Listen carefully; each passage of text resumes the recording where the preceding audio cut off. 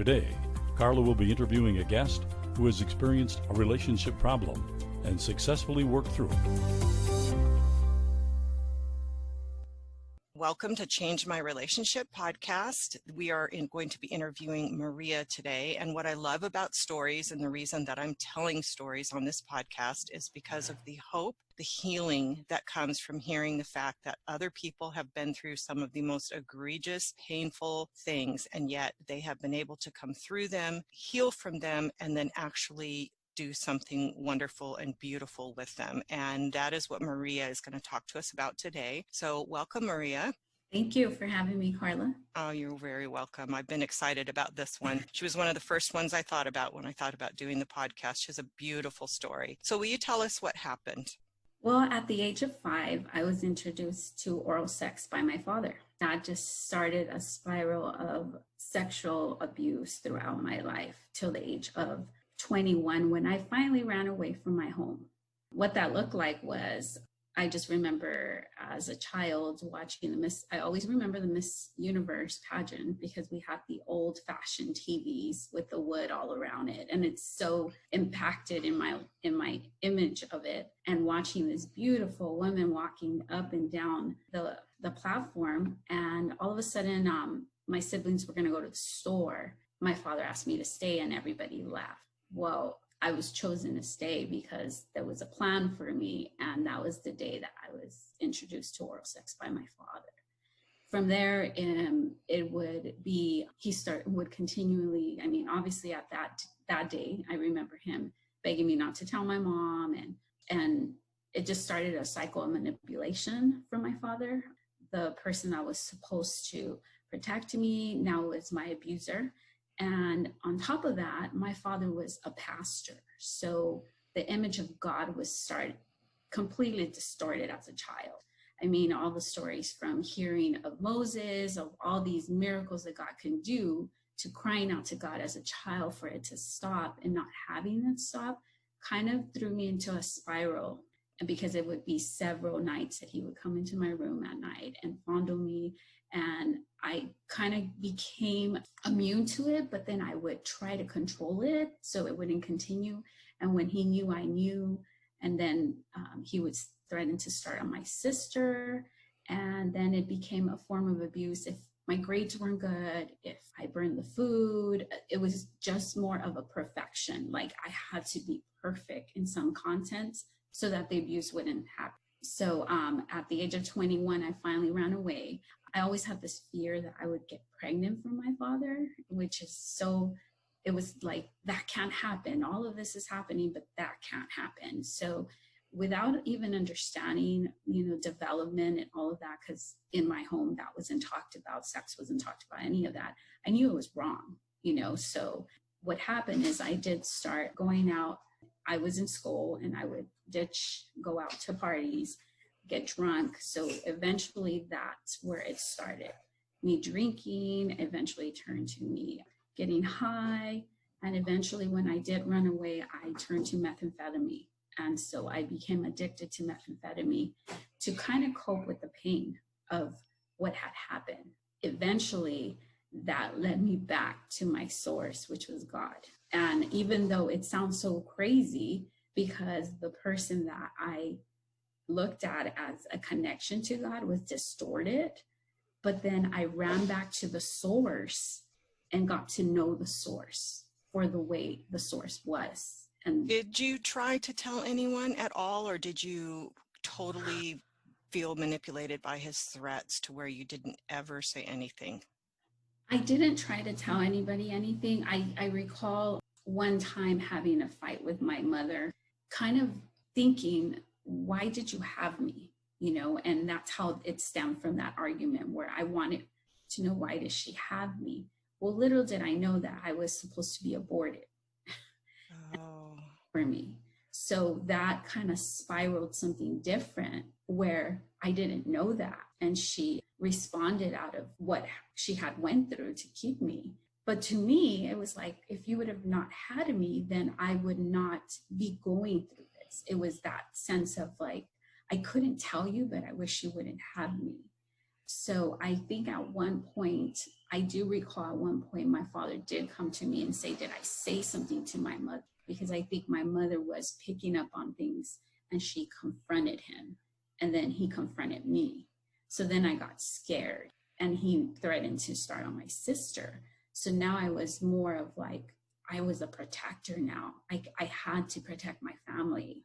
And I kind of took on that role as a child. Even now, as a married woman, I have to be careful because that is something I constantly have to break out of, because it's I became that family. I see how I became the protector. I became like the problem solver, the person that would, if I couldn't fix the relationship, it was my fault. So I took on this baggage, but it all stemmed from my childhood. It all stemmed from the pain afflicted and the mindset that I had changed in myself to protect myself, to kind of endure this. That's how I've come to understand it. And obviously I continue to work through it. It's a constant working through every day.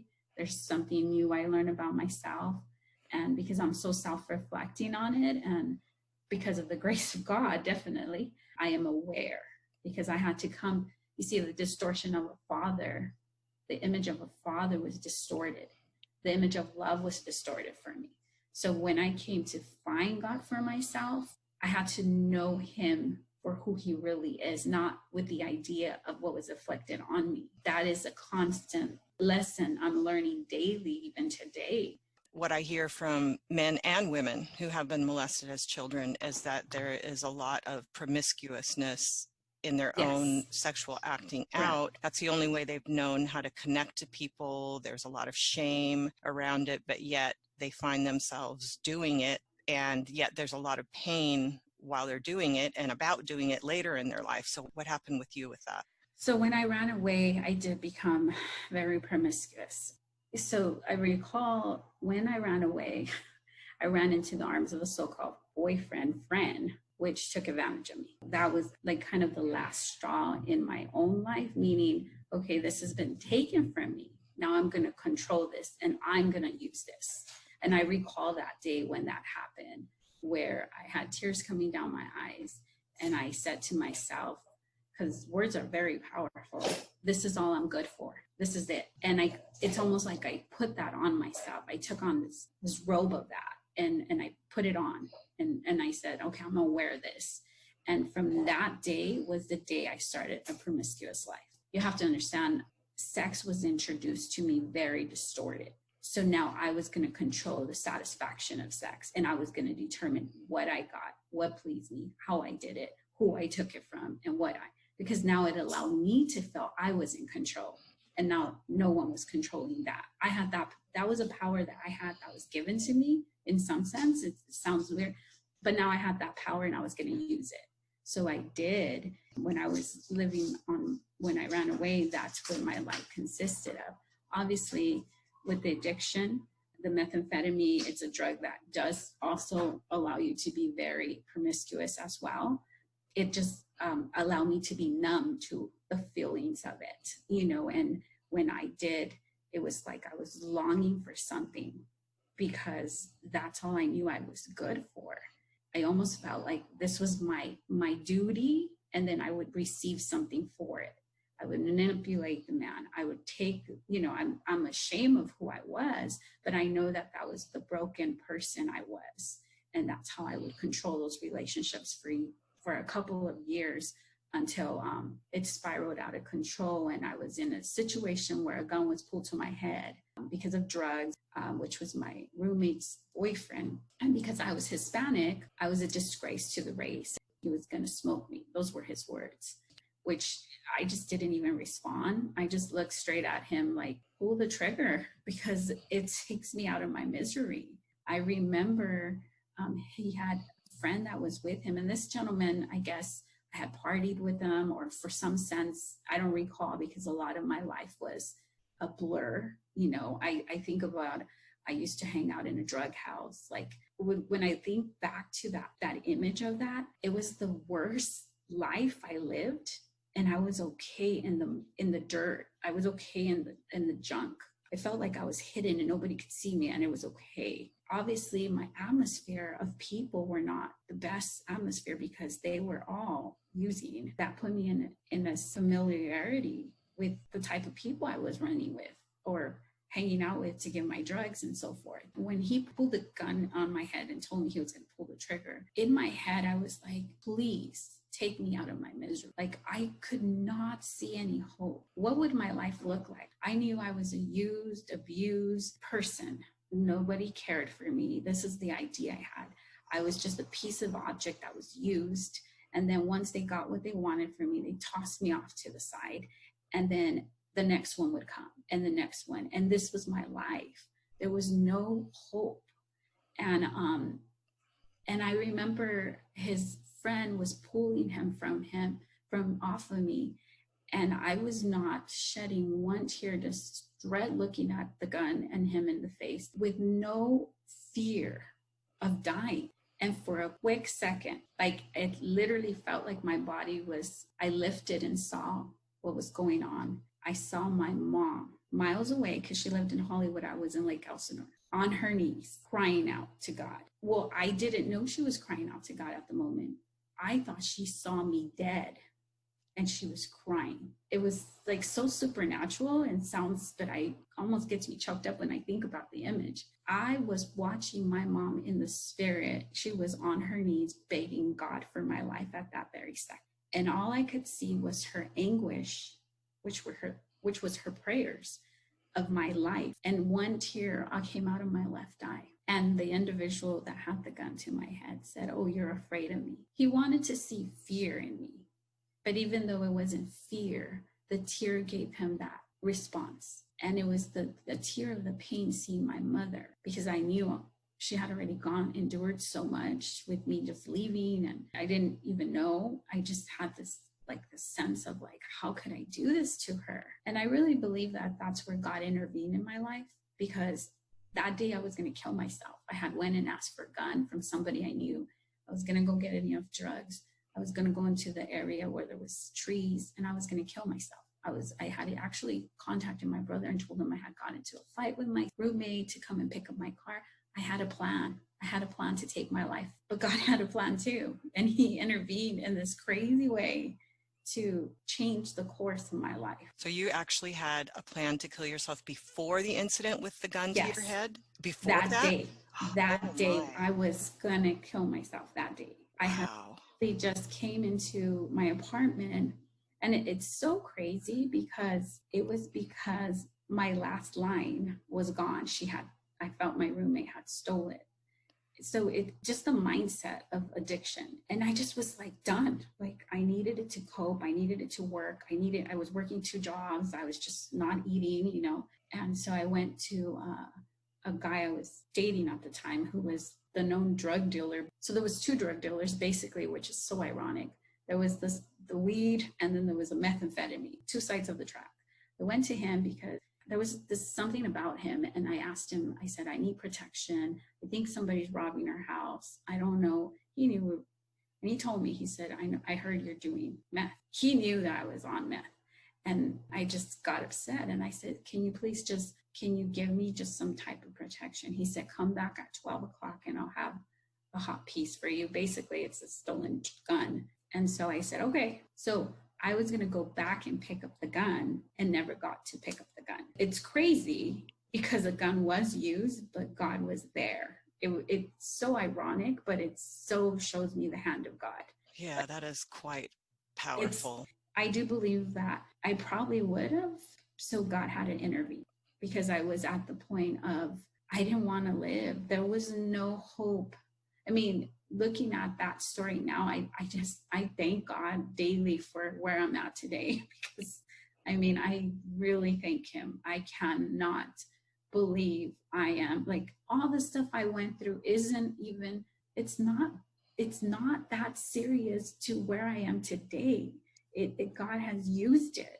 God has used me that to bring hope to others. If I could get through it, anybody can get through it. And I work in a facility where I hear horrible stories, Mine is not horrible. You know, it was horrible for me, yes, at the time. A child shouldn't go through that. I'm a voice. I advocate for people. I am the voice of reason. I want justice for it. And what's amazing though is I was able to forgive my father. I was able to meet my father. I was able to go to his dying bed before that. Now, that doesn't happen. Well, did you have a relationship with him as an adult though, or did you No, cut off? We cut off everything. So you cut off everything, or did he? You did. I cut off everything. Okay. So After when I ran away. Okay. So when I ran away for a while, for a couple of years, first when I ran away, he would text me. Back then we had pagers. So he would text me and text me and text me until I basically turned off my pager because I didn't want to deal with it. He would leave me messages on the voicemail that when he found me, he was going to kill me. So it became another manipulation. Then he said that I was out at clubs and I was being with men. And so it just distorting my name, you know, distorting who I was as his child, distorting everything to my mother because my mother was in the process of divorcing him. She did divorce him, but then I had to deal with the guilt of that guilt that tried to come over me. I'm the reason my parents got divorced. So your mom knew about it at that time and she divorced him over it? Yeah. Or did you tell her? Yeah, when I ran away, I left a letter. I didn't tell her, I left a letter. And it indicated what had been happening and also said, please protect my sister. That's where it spiraled. And that's where the manipulation started with his side, with my mother, controlling her and telling her that I was a liar and that, you know, I was out. And I was out because I was going out and drinking myself to cope, you know. And when I did go to work, my father would follow me. I would say I would go to work and I would go to the mall, basically, because I was basically very controlled. It was like an obsessive boyfriend. I couldn't leave the home. So when I would work, I would go in early to kind of have a life, to go to the mall, to go eat, and then go to work. Well, I remember the day I ran away, I went to the mall and I was driving back to my job. And I saw him driving around. And at that moment, I was so scared to go home. And that's the day I decided, I didn't have no clothes, nothing. I just didn't go home that day because I knew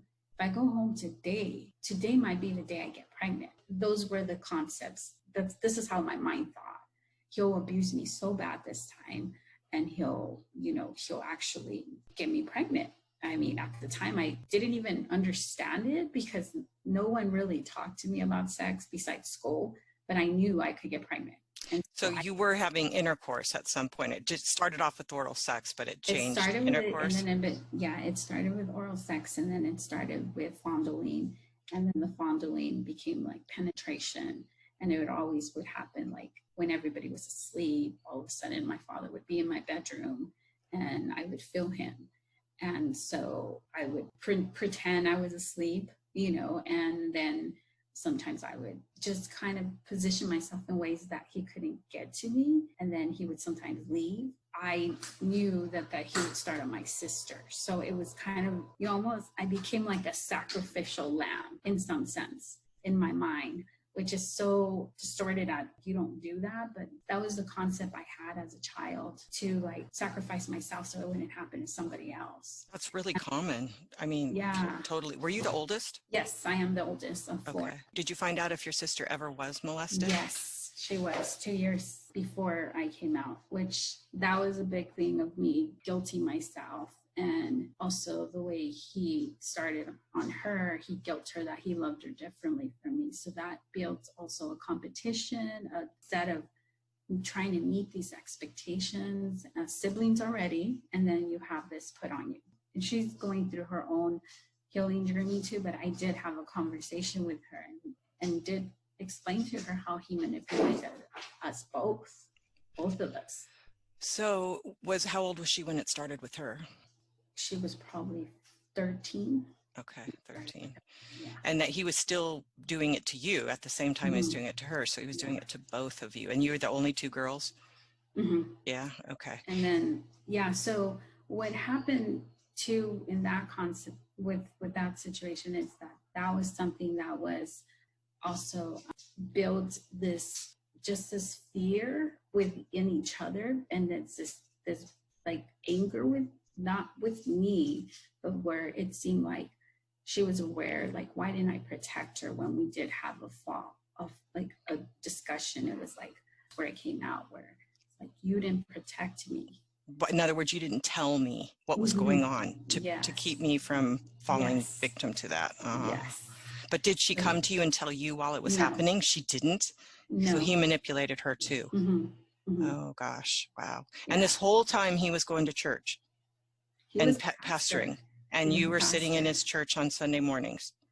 Yep. I was sitting in the church on the first pew and just wishing God was like, as a child, like, you do all these plagues, God, can you cut his legs? I remember thinking things like that. Can you cut his hand? Like, can you tell me you love me enough to hurt him? You know, I know it sounds so crazy, but there was a time that I had images of my father dead and me standing over him. I had images of how he could die. You know, there came this rage in me, this anger that I wanted to control it, get rid of it, and fix it, you know, and by whatever means. I'm glad I never did that. I mean, the journey to forgiveness and restoration is so much more beautiful and less more, convicted in some sense, because I remember reaching out to people that I knew, possibly knew people. And I remember asking someone, how much does it take? How much is it to kill someone? When I was a child, I was in high school. Wow. And I remember thinking, what does it take to do that? Like, what would that look like? What would I have to do? Or I remember those things, but I'm just so grateful that I didn't ever act out on a lot of them. I mean, I don't even know what that would, God had a different plan for my life. Yeah, those are common thoughts though, because those are thoughts that are like, exactly like you said, I can't control this, so I've got to figure out how could I control this? What could I do? And how can I make this go away? And you were a child and you were powerless with him, and you were crying out to God, and God wasn't acting where you could see on your behalf. And so it was like, what else could I do? Well, maybe he'll die, or maybe, what if I could do this? And so that fantasy, people shouldn't feel guilty about those kinds of things that they think about. Even women and men in difficult marriages will tell me that, they will think, divorce is too difficult. I don't know how I'm going to make it through that, but I can't handle this marriage. So maybe he'll die, or maybe she'll die, or maybe, something. And so that, and they feel guilty, but that's very normal for us to try to think about that. It doesn't mean you have a plan. Yeah. So you talked about how he used sex as punishment if your grades weren't perfect or something like that. So how did that struggle with perfectionism come over into your life? Well, I still struggle with it today. I'm not going to say that. It's completely, I have to remember if my grades were good, like he would call me over late at night when everybody was asleep, and he would ask me to take off my underwear, and I knew what was going to happen. You know what I mean? He would fondle me. And then those images was always like, if I don't do this, will God be okay with me? I didn't read my Bible today, or I didn't pray today. It sounds like as simple as that. I mean, I had these marks, this checklist that I had to check, and you're never perfect. We were created to be perfect, but only God is. So I kind of still, in some sense, I didn't do this. And I have to remember what's truth and what's a lie. What's the truth and what is a lie that I've believed in the past? And how is that slipping into this situation? So I started to be an overachiever, always had to be the best in every job or every situation. Or I did real estate for a while. I had to be the top producer. I had to do this. And when I work in the church, how do I take my ministry to a bigger, not so much bigger, how do I improve it more? Like, it was always not being still and just enjoying this, but making it more. It was always about more and more, because I was always trying to meet a mark that I was never going to meet. And I catch myself a lot, and I have to talk myself down from that idea still today, because to me, it's like a muscle you work. and you just flex that muscle and it gets easier. And then eventually that muscle's strong. So you're able to just function, with those muscles differently. And so for me, it's just a rewiring of my mindset. The Bible talks about renewing your mind daily. So I'm always renewing my mind. I'm always do go to counseling. I even now as a married woman, just so certain things that try to slip in, I'm like, well, that is from my past. That is not truth of my relationship today. So being very aware and separating those is what I've come to understand, because I do see that expectation of an overachiever, a perfectionist. And those are my biggest pet peeves for myself, but I know those are tied to my history of my past. When you had the gun put to your head and you said at that moment you had a revelation, what exactly was that? And you ended up getting married, so tell me about that and your daughter. At that revelation was when I realized I didn't want to see my mom suffer. I think it started there. And then most importantly, then I remember going to a payphone. I went to work. I worked at McDonald's and at Walmart at the time. And I remember working in the drive-thru, and a family member that lived out in Lake Elsinore drove through drive-thru looking for me because they were looking for me. Phone was pulled out. I hadn't reached out to anybody. She said, "You need to call your mother. She's worried." So I remember to the payphone. And when I went to the payphone and I called her, her words to me were, "I was praying for you." And inside of me, it made me angry, because I was like, why did you pray for me? Why did you do that? And I remembered her telling me she loved me and that she didn't care what I was doing, that she didn't want me to end up, because my dad was a heroin addict, which that was another secret in his family. He was a heroin addict. So she mentioned to me that she did not want to see me like my father running to drugs. Was he a heroin addict while he was doing that abuse, or was that after? In the middle of In the middle abuse. So when he was abusing you, he was a heroin addict. Yes. Yeah. So at least that's when I realized it. Looking back, I remember her telling me that it didn't matter what I was doing to just come home. And I just told her, I was still very bitter and angry. And I said, "Please don't pray for me no longer." And I hung up the phone. And I was still resentful and angry because I felt like, you didn't protect me, now you're praying for me. That kicked in. So then it changed from gratefulness to anger real quickly. So I had to kind of walk through that a bit. I came back into the area for about a year, but I was still using, not as strong, but I was still using. Finally, my best friend I had reached out to me, and she saw me. And I just wanted somebody to reach out to me, which is what I do now, because nobody was reaching out and like trying to pull me back. You know what I mean? It was just, they kind of left me there wherever I was. My best friend reached out, she met me, and she went home and she told her parents, "I need her to move in with us. She's going to die out there." And I remember when she called me and said, "Come and live with us," I went. That was it. Wow, wonderful. It was her just reaching out, moving in with them, and then cleaning myself. She went through my stuff. I washed my cards. I had a group of friends that would pick me up, and I would go walking because I had to get it out of my system. So you didn't go to detox? You just did it on your own? I did it on my own. Whoa. And was it that the last time you used, or did you really? Yeah, over 21. I mean, and it's not for everybody, doesn't go through it. And that's one of the reasons I do the 12 steps myself, because those steps, I didn't do those steps, but I did them like through God. God was my 12 steps. Mm-hmm. And it doesn't happen for everybody. And the 12 steps, I love 12-step programs. They are very, very helpful for a lot of people. And they are helpful to me, even knowing, wow, I did do that. Not thinking I was doing that. It was just, it wasn't a step work. It was just me functioning. Well, and the 12 steps are a spiritual journey, and they are definitely scriptural, and it is a process that you have to take to get well. And whether it's addiction or codependency or anything else, you have to go through those steps. And so I love the fact that you went through them on your own, because God brought you through them, because it is definitely a Yeah. very spiritual, biblical journey through the 12 steps. So you didn't use, and you got clean there, but then you got married, and then you didn't have a good marriage.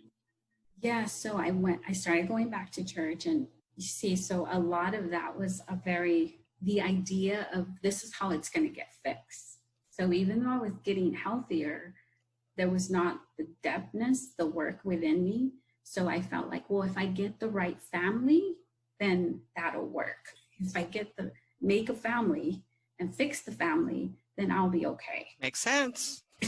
So right? That's what I did. I took it again, control into my own hands. I was in real estate, and it was someone from my high school, a high school crush, and kind of just started that relationship. I went from a father that was physical to verbal abuse, and very similar traits to my father. So it was interesting how you tend to gravitate to that still, and breaking away from those unhealthy behaviors and relationships. My daughter was 3 years old. I mean, there was unfaithfulness and verbal abuse, and then he finally left. And at that sense, when she was 3, I remember the day he left. I had a condo because I was in real estate, so I was able to support myself, but it was very, barely. I was sitting on the steps in our condo, and I just remember crying out to God and saying, I can't do this alone. I can't do this. I need you. You weren't there before, but I need you now. I remember crying out to him, and I literally felt like his arms come around me and holds me on those stairs, like a presence I've never felt. Like he literally covered me with his arms, and I found rest in his arms. And that's where that journey started, where I just returned to school, got my bachelor's, raised my daughter. She's 19, going to college now. Last year, God brought me an amazing man, and that I was not looking for. I really thought I was going to be alone. And it was okay, because I was so involved in my job and another organization. I'm part of the Third Step that deals with women in recovery. And I felt like that was me just giving back and just pouring back in. But in the process, God introduced me to Daniel, which is my husband. And he was very intentional how he created that connection. Very intentional, because I hadn't dated for 16 years at all. I fell in love with God, and God was it. And I went to conferences, I did things with the church, and that was it. That's what our life consisted of. Me. My daughter grew up in the church.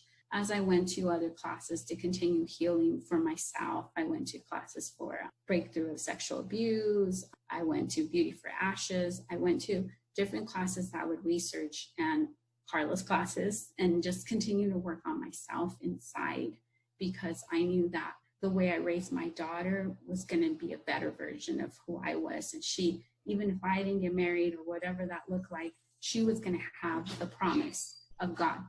My cousin, basically in high school, she had an instructor, which is my husband, and he's a writer. So what basically she did is she would still be in contact with him while she was in college to get corrections on her poetry, because he's a grammar teacher. So, and he's a poet, he writes poetry. She reached out to me and said, I want you to meet my teacher. And I was right away, red flags. And I tell him, I was like, why are you still in contact with your teacher? It was more because my fear was like, what's going on? Like, I went into this kind of controlling, like, this is not right. And she was like, Maria, this is a teacher that helps me with my journals. I enter at Cal State Long Beach. And I was like, oh, okay. I was so resistant about meeting him. There's a church that I went to a small, but I go to this church, Cottonwood, in Los Alamitos. So I would go there when I just wanted to go and receive, not have to work, not have to do anything, and just soak it in. Well, that's where he went to church. Oh, I was more like, well, if I see him there, I see him there. But God had already been stirring in my heart, because I remember praying probably 2 weeks before this happened.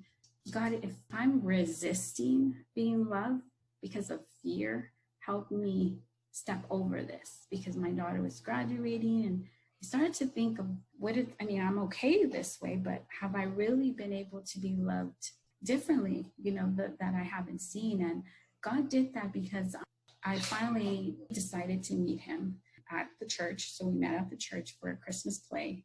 And when we met that day, I was on the way. I took my daughter somewhere, and I was on my way, and I was going to cancel. And I literally was going to pick up the phone and cancel. And I'm like, no, I'm not ready to. And I felt like God said that to my son. And I came because I felt God was saying, that's my child, and you're being disrespectful to my child.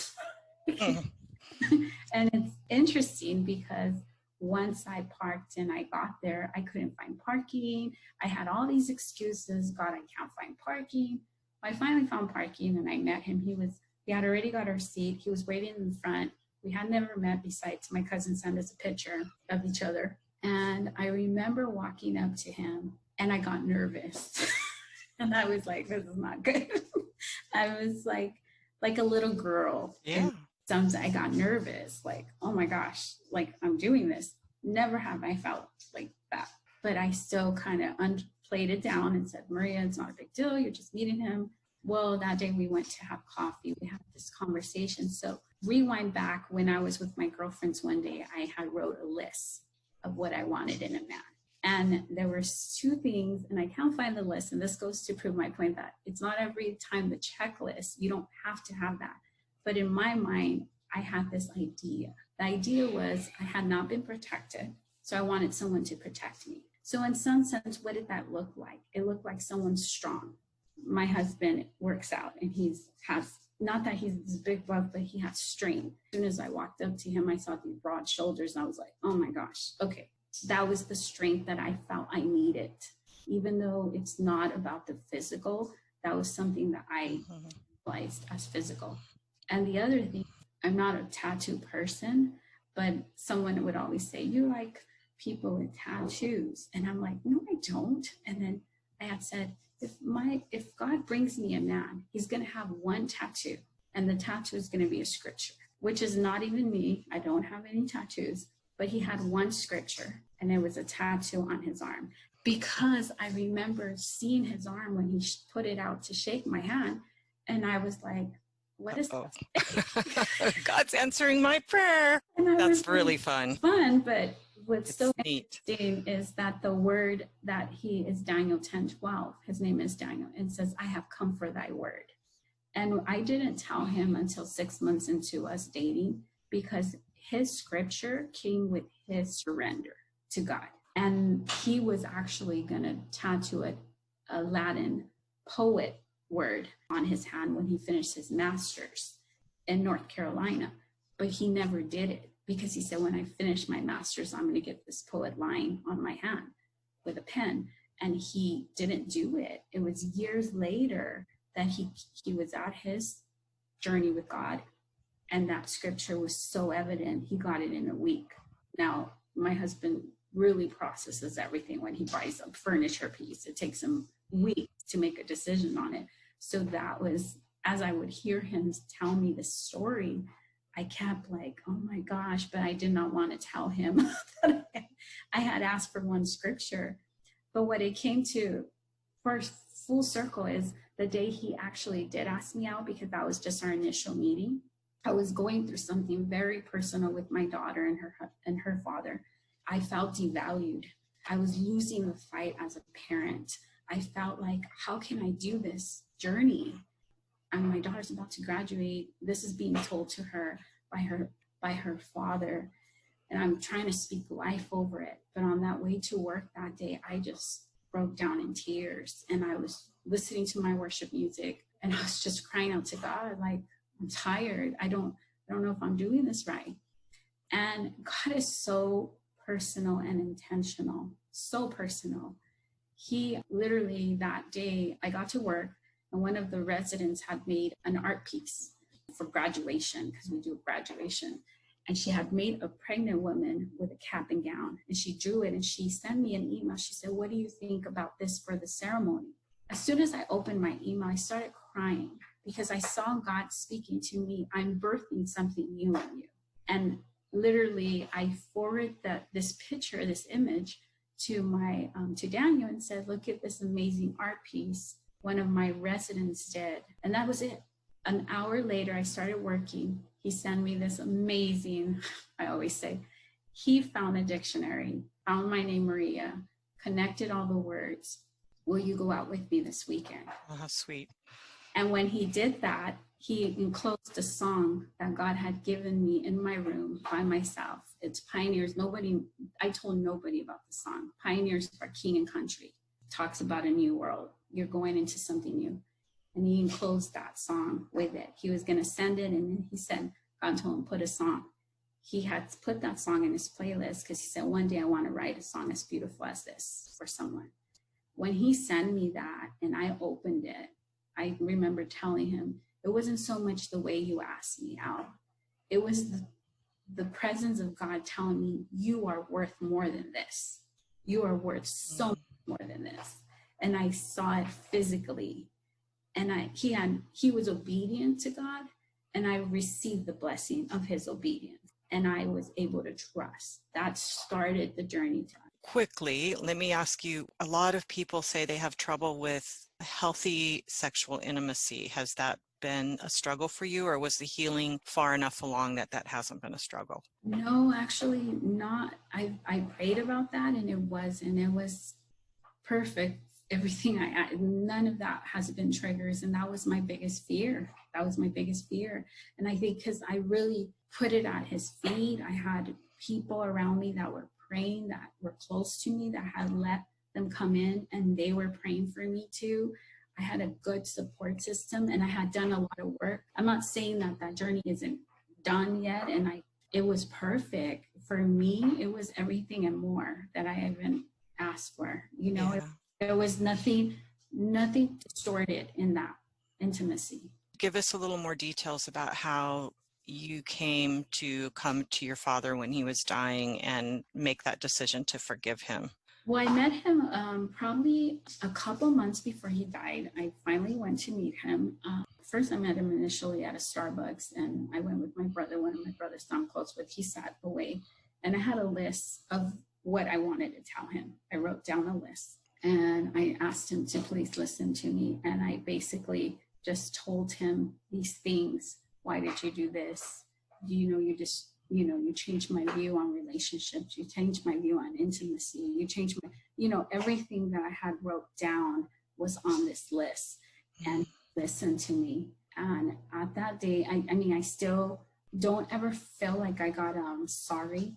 I got more of he was abused at the point of blackout as a child and abandoned on his front lawn by his, assumed it was his father as well, by several men. But I felt like you could have tried to fight for us. You could have fought to have better. And now that's where I choose to fight for better. I choose to expose what has happened, work through it, and talk about it, because I don't want it to touch my family. I want to break that, from that generational curse to continue. So that was the initial first meeting. And then on Father's Day, the year he died, about 8 years ago, I met with him and my brother. So I saw him for 2 Father's Days in a row. One time I went at a park. The second time I met his wife, and we had dinner together. And I remember there was still, I can honestly say, there was still an ounce of anger towards him. I wanted to hear, I'm sorry I messed up. I'm sorry I did this, or whatever that looked like. I didn't hear that. And I had to be okay with it, because I remember him saying, what are you doing? And I said, oh, at the time I was still in school. I said, I was finishing school. I said, oh, I want to work with social services to stop people from being abused. And it was an attack just to poke at him, to say, like, I want to stop people like you. Yeah. And I remember, I don't do that, but I remember how I was feeling when I said that. I still can remember that. He got sick a couple months later, and I went to the hospital. Our entire family went. This is a miracle. We all stood in the room and we locked hands and we prayed. And I do remember when I went in by myself first, I hummed to him, because I would sing, because he lives, I can face tomorrow. He had asked me one time if I would come and sing at He was going to church now. He was in a recovery home. And he had asked me if I would go, and I told him no. So at his bedside, I hummed this song to him, and I rubbed the top of his forehead. And I remember he had one tear that came out of his eye. And it reminded me of the tear that brought the change in my life. And I remember telling him, I forgive you. You have to forgive yourself. And he went home that night. And I really believe that that was his freedom of us forgiving him and allowing him to go. And it was like God saying, okay, this chapter of your life is closed. This is where the beauty comes from the ashes. Absolutely. And now I've heard you give your testimony where you can do the whole story together, and you literally hold a rose, a single rose. And as you tell your story, you pull the petals. Yeah. Can you tell me what the significance of that, give the people listening how that picture fits your story? So the rose petals, it's a beautiful, women want, to me, I always think of roses. They bring beauty, they bring a smile on your face. But sometimes that beautiful rose has been damaged. And we're like those roses. We're like those beautiful roses. We have so much beauty we don't see in ourselves sometimes. So when I tell the story, I tell it as a third person, talking about this little girl and all the things that happened to this little girl. And I'm tearing the petals out, and I break the rose to talk about basically the death that I was aiming for. Then I get another rose, and I only take one petal or two off of it. And I talk about the restoration that is still brought through meeting a man that wouldn't lie, that would never leave you, that is faithful. And I talk about the man that I fell in love with first, which was God, Father, the pure Father, the loving Father, the Father that adopted me, the Father that called me who I was before I believed who I was. And I talk about that journey in this new rose. And then I present that this is my story. And I talk about how that journey was for me and how God brings restoration, because it's part of a song, like a rose trampled on the ground. He took the fall and he thought of you and me.